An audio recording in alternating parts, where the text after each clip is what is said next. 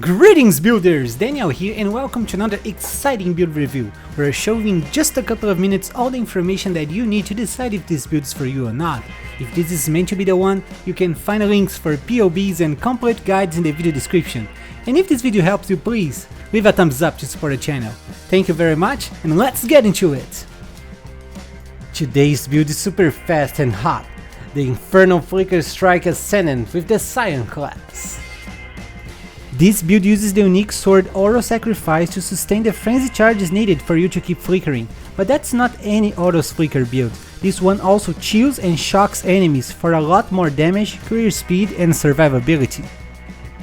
To list the pros of this build, I would of course start with its clear speed.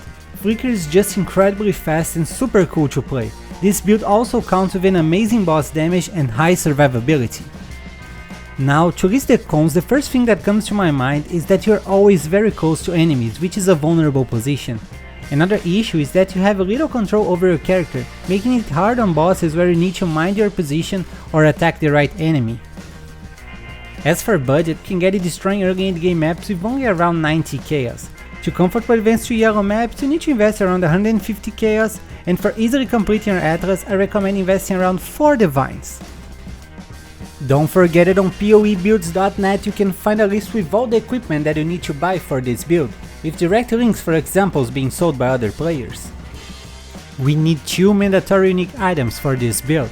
The first and most important is the Auto Sacrifice sword that allows you to maintain your frenzy charges always up even while flickering. Next, we also need the Call of the Void ring that causes your attacks to chill and shatter enemies. This ring might be a little expensive during the first days of a new league, but don't worry, you'll be fine without it while waiting for the prices to drop. For clear speed, this build is surely a 10 out of 10.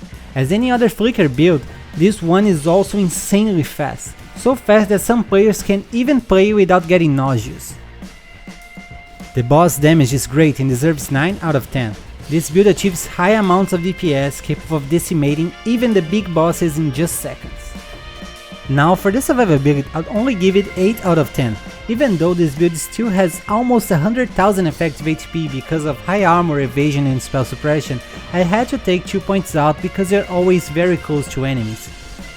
And that's it for today guys, what did you think about this Infernal Flicker Strike Ascendant? Please take a second to tell me in the comments and give a thumbs up to support the channel. I wish you guys an amazing day and don't forget to keep building!